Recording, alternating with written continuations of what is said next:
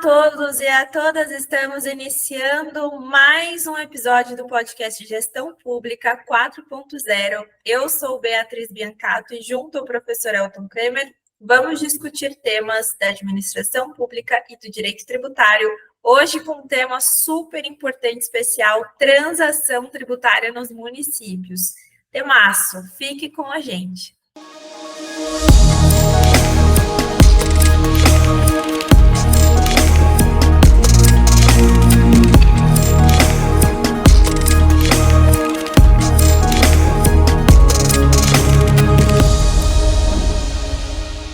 Olá, Elton. Olá, Bia. Hoje, então, vamos falar aí sobre um tema super importante, transação tributária nos municípios. Transação, hoje, muito estimulada aí, né, pelos entes públicos e até mesmo fomentada aqui no mercado pelos advogados, privados e públicos. E como a gente sempre está falando aqui sobre administração pública, sobre direito tributário, sobre gestão pública, eu gostaria que o professor comentasse com o pessoal que nos acompanha sobre o lançamento da plataforma do Instituto Paranaense de Direito Municipal.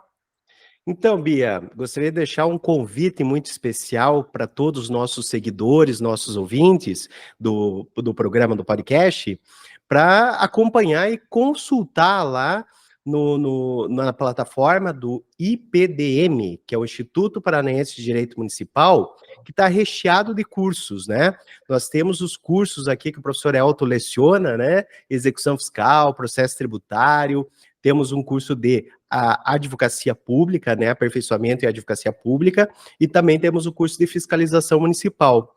E é uma plataforma aí que vai trazer uma série de cursos aí no ambiente público e também no ambiente privado. Então fica aí o convite para todos os nossos seguidores e quanto mais apto você for, você vai conseguir a promoção de lançamento da plataforma, que tem um desconto especial para você. Então, Bia, fica aí o convite para todos os nossos seguidores. Que legal, de promoção todo mundo gosta, né? Também quero agradecer ao pessoal pelos comentários, pelo engajamento, né? Em cada episódio que vai ao ar, a gente percebe aí uma devolutiva bem legal de vocês, interação, o pessoal está acompanhando, e esse é o nosso objetivo desde quando a gente projetou fazer isso aqui. Era exatamente vocês escutarem, vocês engajarem, o conteúdo, atingir a finalidade, né? Todo mundo aprender junto, difundir o conhecimento, a informação, e aqui de forma bem pontual, que é a proposta do podcast. Então, como a gente vai falar hoje sobre transação tributária nos municípios, eu entendi por bem a gente trazer alguns dados aqui para a gente se situar na importância desse tema, né? E por que é importante, por que estamos aqui, por que ele foi escolhido como um dos temas para a gente debater nessa noite. Temos dados da PGFN de 2021 de que foram celebrados 268.215 acordos de transação formalizados com cerca de 66 mil pessoas físicas e mais de 201 mil pessoas jurídicas, permitindo a regularização de mais de 819 mil inscrições na dívida ativa da União. É importante dizer que, e aí a gente vai conversar mais sobre isso ao longo do podcast, desse total de que foi, né, objeto de acordo, aproximadamente 60 bilhões eram classificados como irrecuperáveis ou de difícil recuperação. Ou seja, através dessa modalidade, a gente conseguiu, né, a administração pública conseguiu angariar recursos, arrecadar recursos que já tinham sido dados como perdidos, né? Então, professor Elton, o que se entende por transação tributária? O que é a transação tributária? Isso é um tema novo? É de agora? Então, veja, Bia, a transação tributária, embora esteja agora na moda, é um tema aí que está no Código Tributário Nacional desde a década de 60. Então, desde a origem do Código Tributário Nacional, tinha previsão que a transação tributária, sendo um acordo de vontades, uma negociação que poderia ser feita entre a Fazenda Pública e o contribuinte, poderia ser colocado como um modo, né, uma modalidade de extinção do crédito tributário.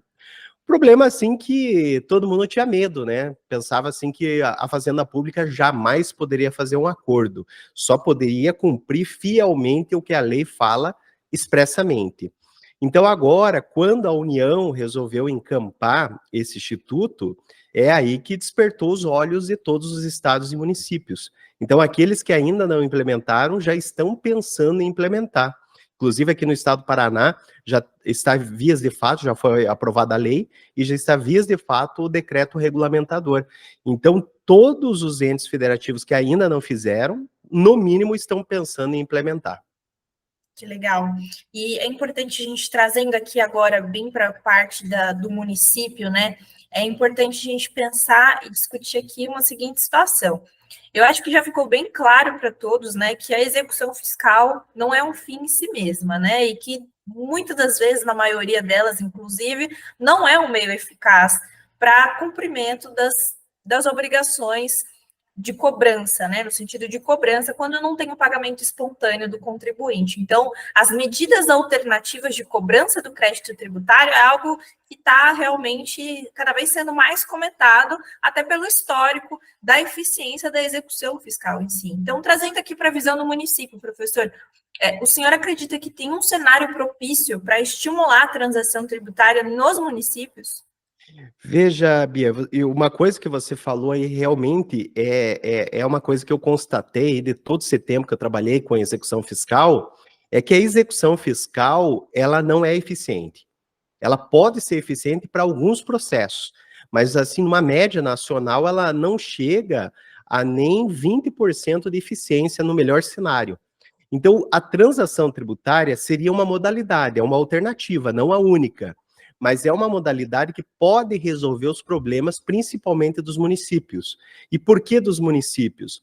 Eu penso nos municípios porque eles têm aquele débito, por exemplo, grande monta do IPTU. O IPTU, nós temos como contribuinte, em grande maioria, pessoas físicas. Então, a gente trazer essa pessoa física para detalhar o que ela ganha, quanto que ela pode pagar, e se ela tem uma proposta de quitar de forma parcelada, dando balões, né, ou pagamentos anuais, por exemplo, sobre faturamento, enfim, como ela queira colocar essa proposta, e para o município o mais interessante é receber do que ficar litigando, eu entendo que a transação tributária cairia com uma luva para os municípios. Seria uma grande alternativa, principalmente para aqueles créditos considerados como irrecuperáveis ou de difícil recuperação.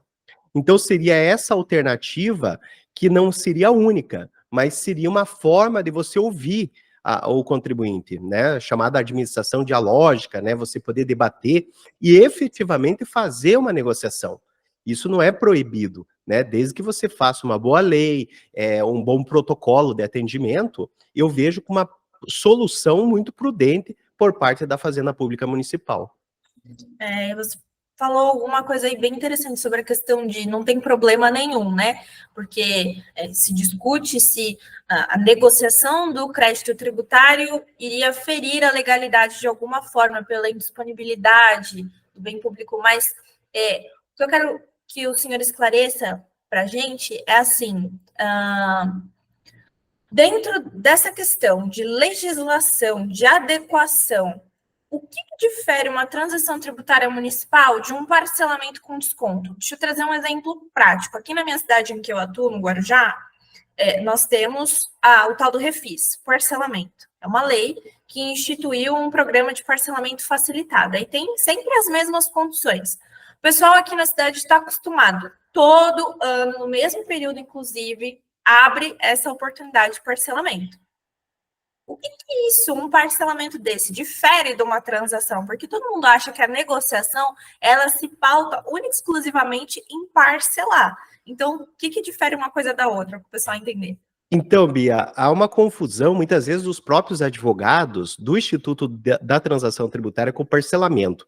Eu até vários processos aqui na Procuradoria do Estado, vem assim, eu gostaria de entabular uma transação com o Estado, tal. Ele começa a escrever e você vê que o que ele quer, na verdade, é um parcelamento. Então, a transação não se mistura. é outra modalidade. O parcelamento e os chamados refis, né, que nós temos aí em vários entes federativos, é uma espécie de parcelamento especial, aonde vem uma lei, por exemplo, isenta de juros, de multa, e possibilita lá que o contribuinte parcele em 60, 70 vezes, aí conforme cada ente federativo ache melhor. Só que, veja, o parcelamento é algo que você faz ali um edital, você estabelece um requisito rígido, e a parte ou adere ou não adere, né? Então, ali já é pré-estabelecidas as regras do parcelamento. A transação, não. A transação, efetivamente, vai ter uma negociação. E outra, na transação, você vai analisar de forma personalizada. Quem é o teu contribuinte, quanto que ele recebe, qual a probabilidade de você recuperar isso através da execução fiscal, ele tem bens, o valor dele é razoável, quantas execuções fiscais ele tem, ou seja, você vai analisar de forma customizada e ver se compensa fazer a transação ou não. E a transação tributária, uma vez aprovado, ela tem a probabilidade de ficar ali ad eternum, né? Enquanto você não revogar a lei, ela está funcionando.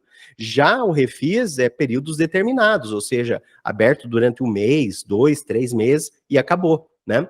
Então, a transação tributária é você pensar a médio e longo prazo na receita pública. Já o refis é você pensar a curto prazo, é para resolver o problema pontual. Então, por isso que hoje, tanto os órgãos de controle, os professores de direito tributário, os operadores do direito público, de uma forma geral, defendem mais a transação tributária do que o refis, né? Aí a gente tem uma repulsa, muitas vezes, ao refis, porque ele premia o mau contribuinte. Já a transação, nós vamos pensar o quê? No atendimento à capacidade contributiva, que é um princípio constitucional tributário, que tem total embasamento aqui no sistema tributário brasileiro. Essa questão de desprestigiar aí os bons pagadores e prestigiar os maus pagadores é algo muito presente mesmo, que eu, na minha vida prática aqui, a pessoa chega aqui no escritório já falando, o que a senhora acha? Pago ou espero o refis? Então, assim, fica uma situação bem delicada mesmo. Porque a gente acostuma, disso, né, Bia?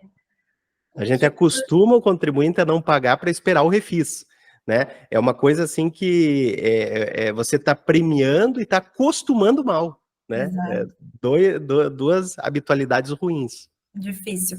E para o professor, essas questões de inteligência artificial, tecnologia, podem auxiliar nessa identificação desses perfis de contribuinte, enfim, nessa espécie de trabalho com a transação?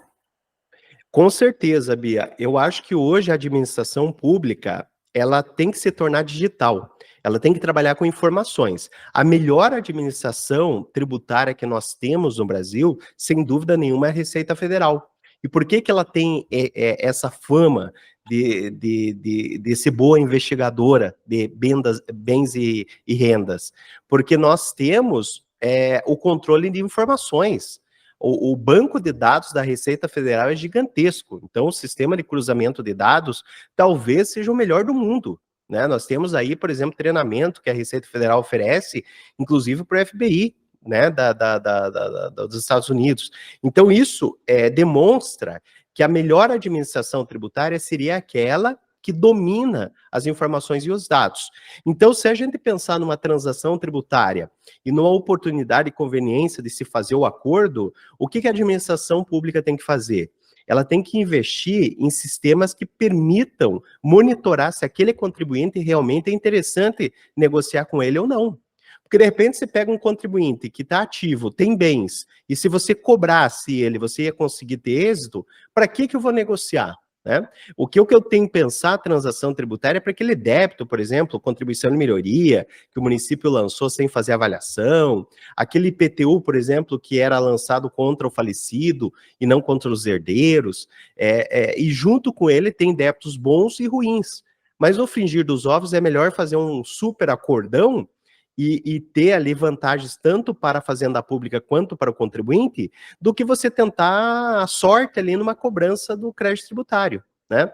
Então, a transação tributária, efetivamente, o que é? Uma negociação, ela tem que ser boa tanto para a fazenda pública quanto para o contribuinte, porque os dois têm que aceitar, né? Os dois têm que ver vantagens nisso, E, obviamente, que a Fazenda Pública tem que investir em informação. Ela precisa conhecer o contribuinte, saber quanto que ele ganha, saber quais os bens dele, saber que aquelas execuções têm êxito ou não, né? Então, o monitoramento do contribuinte é fundamental. E a gente aposta muito na tecnologia. Uma diferença que eu tive, Bia, quando eu saí do município e fui para o estado, eu vi assim a deficiência que nós tínhamos no município, né? Os sistemas, monitoramento, hoje até sistemas que a gente consegue fazer cruzamento de dados, não tão aperfeiçoado como a Receita Federal, mas chega perto, a gente consegue fazer esse monitoramento para a gente saber se aquele contribuinte realmente tem laço de bens, muitas vezes não no nome dele, mas se a gente investir na execução fiscal e na investigação, seria melhor do que fazer um acordo, por exemplo. Então é essencial você ter um sistema como esse, por exemplo, no município.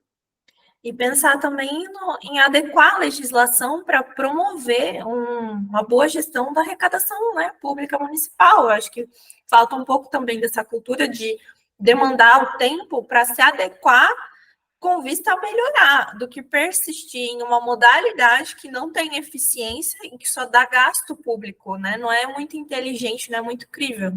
Exatamente, Bia, porque, como eu disse, a transação é um dos meios, né? Uma das alternativas que se tem.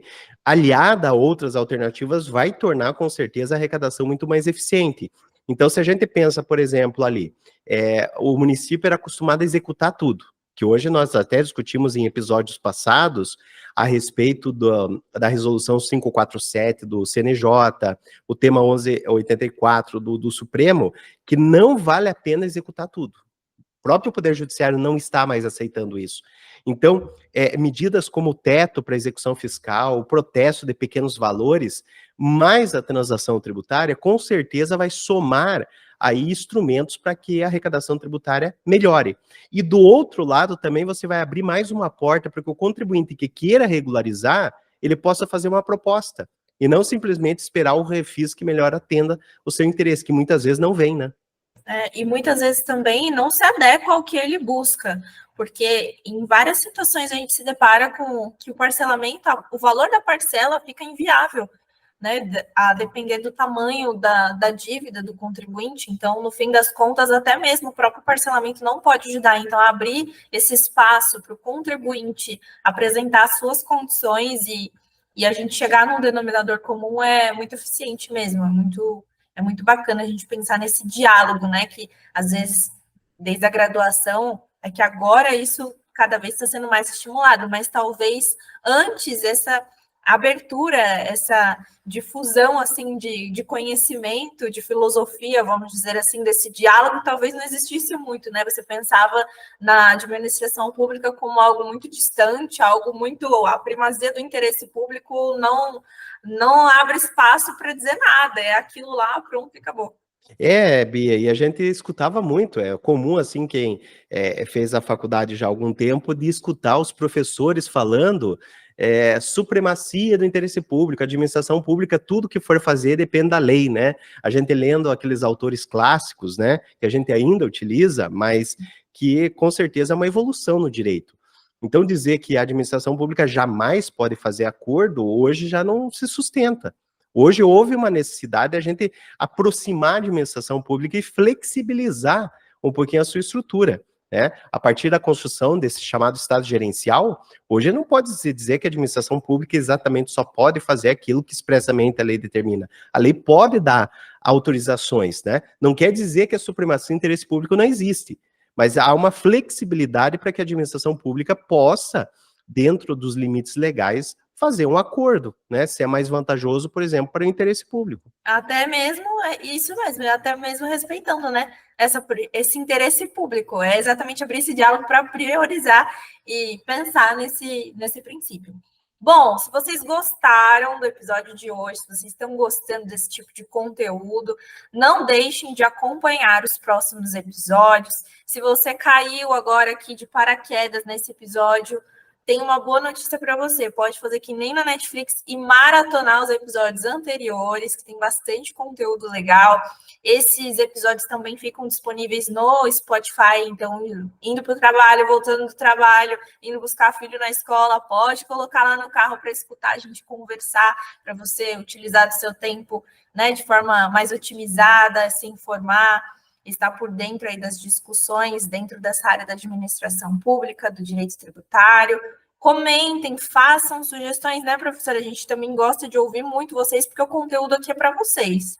Isso, manda nas nossas redes sociais, nós vamos deixar aqui no perfil, então comenta, manda lá no direct ou manda aqui no YouTube que a gente vai atendê-los, né, fazendo perguntas ou sugerindo também episódios, né, Bia? A gente pode trazer episódios realmente sob encomenda, ou seja, o que os nossos ouvintes e seguidores querem ver, a gente vai produzir aqui.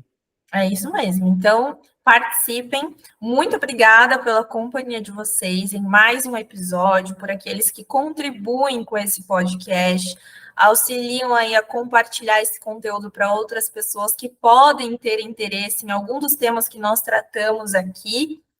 E por hoje é só. Um abraço para vocês. Um grande abraço a todos, até o próximo episódio.